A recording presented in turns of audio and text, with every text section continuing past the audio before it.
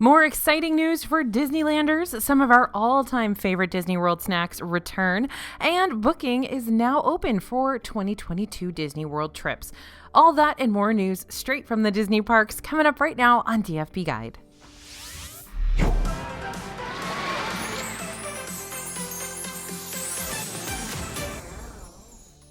Hey everybody, it's AJ for Disney Food Blog. Whether you're starting to plan next year's Disney World trip or you're hoping to see Disneyland's Pixar Pier for the first time in a year, we've got the news updates that are going to help you plan this week. We've also got some extended park hours to tell you about, along with some new snacks and construction updates. So let's get started. First up, that Disney California Adventure news. Here's all of the Disney California Adventure sections that will open next month, except the rides, of course. We're still awaiting an official start date for that ticketed event announced for DCA starting in mid-March, but we've got a few more details on the event courtesy of a Facebook post from Workers United Local 50, which is a union representing Disneyland Resort's food service workers. About 1,000 cast members will be returning to work, and we now know that nearly all of the park will be open to guests. Food and beverage operations will expand into Cars Land, Pacific Wharf, Pixar Pier, and Grizzly Peak, along with 6 marketplace booths that sort of like how they do at festivals. Buena Vista Street will continue to be open as well. Now, this event is just bringing food and shopping into the park. Rides will not be available as Disneyland still has not been approved to reopen as per California state regulations. We'll continue to bring you the latest updates on this newly announced ticketed event inside the park as we learn more. We do know that they're going to feature some Disneyland favorites, so I'm excited to see what they bring over from Disneyland and what favorites they bring from DCA back to the park. Disney World has also announced 50th anniversary details. Disney World's finally released the first bit of information on what we can expect for this year's anniversary celebration, now known as the world's most magical celebration. First up, all 4 park icons will be getting some extra bling. Disney is calling them beacons of magic. Cinderella Castle will be getting gold embellishments starting October 1st, and they will stay up for the following 18 months. Epcot's Spaceship Earth geodesic sphere will get a new lighting scheme that will be permanent beyond the anniversary celebration. The Tree of Life in Disney's Animal Kingdom will see animated fireflies and other nighttime projections. Tower of Terror in Disney's Hollywood Studios will also get a nighttime projection display. And of course, Mickey and Minnie, who are icons in and of themselves, are also getting new outfits for the celebration in a color scheme Disney is calling iridescence. So it's kind of like a purpley, bluey, shimmery, sparkly kind of color scheme that is the palette for the 50th anniversary. Now, if you're planning for next year's Disney World trip and you want to get a jump on planning, you can start now. Vacation packages, meaning a Disney World Resort Hotel Plus tickets, room-only bookings, and ticket-only bookings are available to be booked through an arrival date of June 30th, 2022. Now, tickets, not rooms or vacation packages, can be purchased through the end of 2022 at this time. Just a note, new annual passes are still unavailable at this time, but if you had an annual pass during the park closures, you may be able to renew it by contacting Disney directly. And Premier pass holders, that pass that gives you access to both Disney World and Disneyland, can renew the Disney World part of that pass by contacting Disney, and you need to do that by April 30th, 2021. We noticed that hotels with no announced reopening date, like Disney's Port Orleans Resort, still appear unbookable. Sign up for our newsletter to be the first to know when this or other currently closed Disney World hotels are set to reopen. Now, Disney Dining Plans, that add-on is still not available for trips in 2022. The dining plan previously allowed guests to dine with prepaid points, but it was suspended with the parks reopening last July. This could change in the future if Disney decides to bring the dining plan back. We'll be keeping an eye out for any news about the return of the DDP. And just because it's not showing up for bookings in 2022 doesn't mean that it won't be added on before 2022. We don't know. We'll just keep you updated. And as soon as they do add it back, you should be able to add the dining plan to any 2022 bookings that you have if it comes back before then. Hope that all makes sense. Now, it seems that Disney World will be using the Park Pass reservation for some time, or at least keeping the system in place for those who are booking through 2022 and into 2023 at this time. Guests can currently book Park Passes until January 14th. 2023. Disney may do away with the Park Pass system once capacity restrictions are lifted and things start to return to normal, and if they do, then you just won't need a park pass, so it won't matter. But for the time being, we suggest making those park passes as soon as you have your park tickets. You need both a park ticket and a park pass reservation in order to enter any of Disney World's theme parks at this time. So I know I'm going to get this question. Hey, AJ, does that mean that they're definitely using the park pass system through 2022 and into 2023? No, that's not what that means. It means that right now you can book park passes for that time frame. But if they do away with park passes before 2022 or 2023, then those will just not be necessary to use. I hope that makes sense. And Disney's also released their military ticket offer for 2021. U.S. military personnel can choose between a 4-day or 5-day military promotional ticket.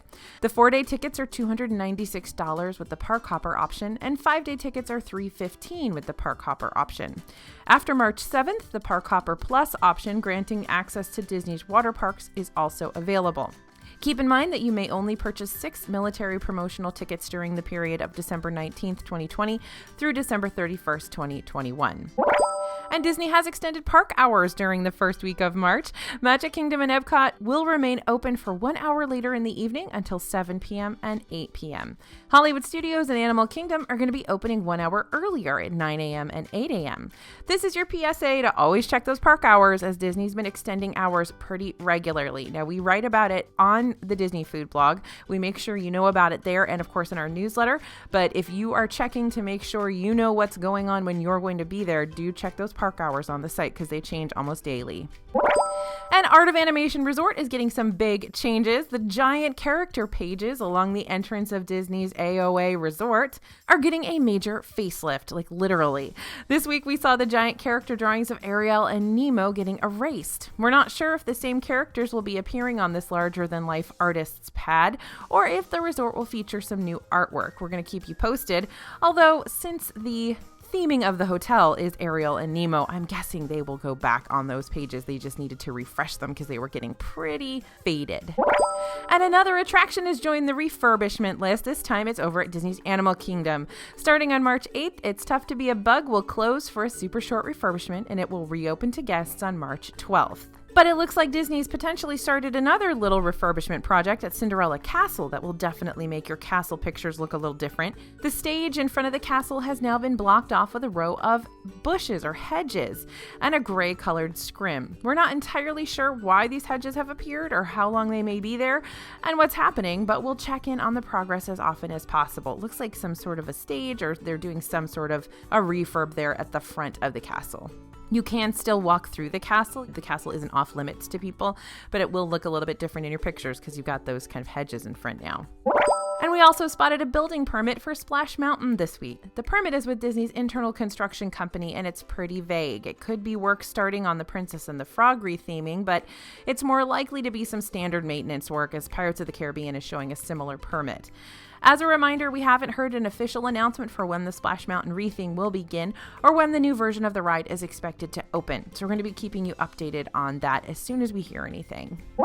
Over on Main Street, USA, the Firestation is now open. Remember, last month it closed when the interactive game Sorcerers of the Magic Kingdom shut down. Now the doors are open again. You can take a peek at one of the Main Street vehicles, the antique fire truck in there.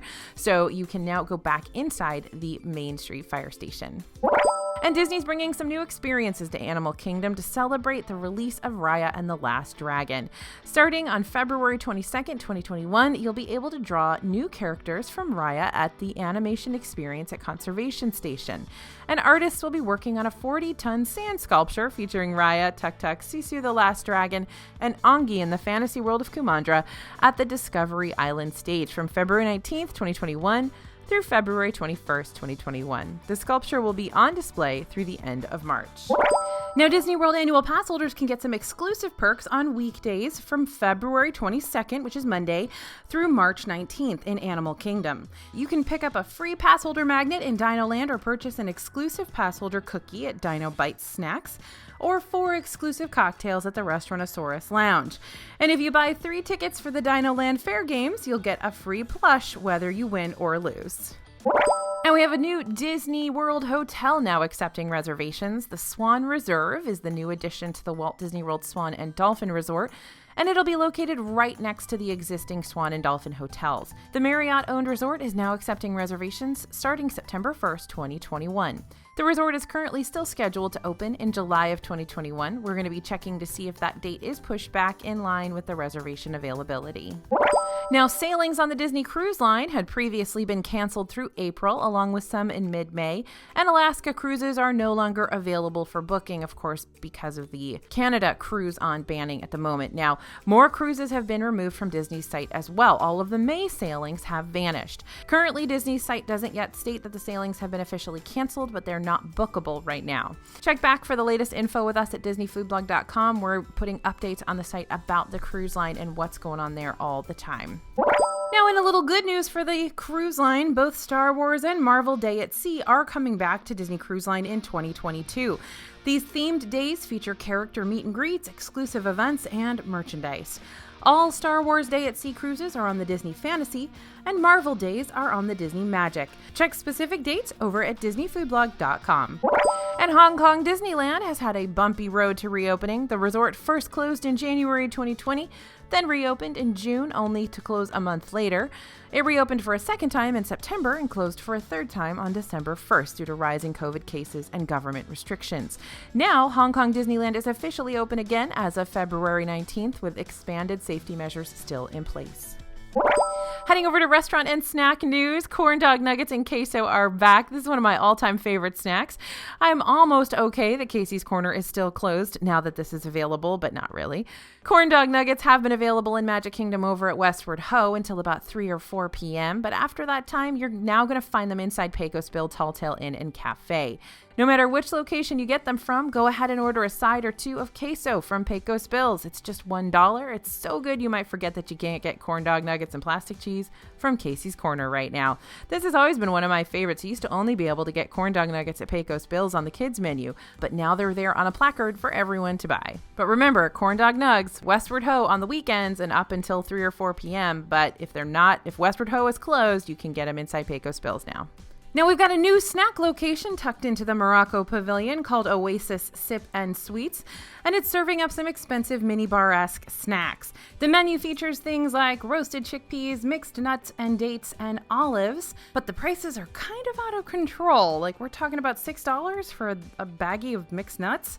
And you can also get Casa beer, which you can get throughout the Morocco Pavilion, and a $20 sangria that's shareable for 2 people that comes in a plastic carafe that you're supposed to give back to the stand. The olive mix was spicy and a little pricey, though definitely a unique snack. And the nuts were really tasty, but not $6 tasty in our opinion. Now that sangria, the jury is still out on whether that's a good deal. It's $20 for 2 glasses of wine, which in Epcot, that's a decent price. But this sangria is very juicy. There's a lot of juice in there and not a whole lot of alcohol, so there wasn't all that strong. So you're not getting super strong drinks for your $10. So some people are voting that it's worth it, some people aren't, so that's something else to check out for yourself. Now this stand should open at 1 p.m. if staffing allows, but we'll keep an eye on it for you. And if you're looking for a healthier snack that we definitely recommend, just go outside Epcot to the Boardwalk Bakery for the tomato mozzarella salad. This salad is made of yellow and red grape tomatoes and fresh mozzarella, topped with a side of basil olive oil dressing for $4.49. If you want a fresh side option or you need a snack or mini meal before a later dinner reservation, we think this could be an awesome option. It was fresh, tasty, and flavorful. And Gasparilla Island Grill has some new Perfectly Princess strawberry cream puffs. You get 3 of these cream pastry puffs per order. They have a strawberry cream filling and are dipped in white chocolate that's tinted pink, then topped with crispy candy pearls and heart-shaped sprinkles for $4.99. These were super light and fluffy, not as sweet as we expected though. And even though they look like a Valentine's treat, a cast member told us they're going to stick around for a little while. Over at Disney's Polynesian Village Resort, we found a vintage cocktail at the Barefoot Pool Bar. According to the cast member, the Parrot Passion was actually a super old menu item from the 70s and 80s. It's made with amaretto, creme de banana, pineapple juice, orange juice, and a floater of cherry brandy for $13.75. If you love tropical drinks, you'll definitely want to give this guy a try. This one is not on the menu, but if you ask, you should be able to get your hands on this retired drink. And next up, we're headed to Polite Pig in Disney Springs for an awesome chef special. Officially listed as the chicken and waffles, this dish is fried chicken, hot honey soy glaze, potato waffles, and zesty ranch. And by potato waffles, we mean tater tot waffles. Yep, they're made with tater tots. So the chicken is crunchy and moist. It's really, really good fried chicken. The potato waffle was also good, but we missed the sweetness that comes from a regular waffle and fried chicken combo. We also tried the Florida strawberry salad, the strawberries, baby greens, feta, granola, and sorghum dressing on that one. And it was one of the best salads we've ever had at Disney World. So how about that? The chicken and waffles were $16 and the strawberry salad was $6. A bit pricier than your typical counter service meal, but worth it in our opinion. And Sunshine Churros in Disney Springs had 2 new churros for us to check out this week. First up, the French Toast Churro for $6.25. It's a cinnamon sugar churro topped with powdered sugar and served with maple syrup. And yep, it's a regular churro with some powdered sugar on top with a cup of maple syrup. Not the most inventive, but certainly delicious. And if you're looking for something a little more unique, try the Oreo churro at Sunshine Churros. It's drizzled with white icing and topped with Oreo cookie crumbles. The churro was not too sweet and was definitely preferred to the French toast churro if you're deciding between the two. Try it for $6.95.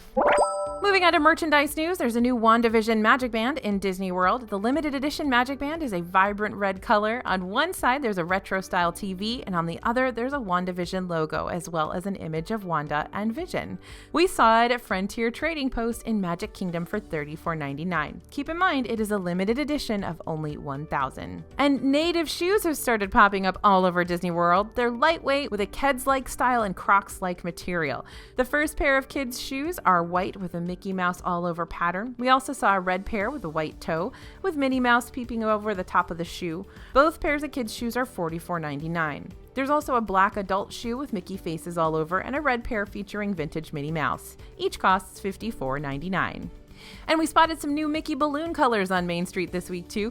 Lavender and periwinkle balloons have joined the mix. These are the second set of new colors to debut this year. We recently saw orange and golden yellow added as well. And a new Dooney Bourke Skyliner collection featuring Disney's newest mode of transportation is being released February 22nd. A satchel and tote bag featuring different characters on the Skyliner gondolas are on display in Uptown Jewelers in Magic Kingdom now. And we got our first peek at the March Stitch collection. In the Stitch Crashes Disney series, our favorite alien crashes into a different classic Disney movie each month with limited edition plushes, magic bands, and more. We got a sneak peek of the March Lion King collection, and we gotta say, something about those red eyes and bugs on top is a little unsettling. Each new collection is released globally on the 3rd Saturday of each month, so if that Lion King Stitch plush is calling your name, be ready on March 20th.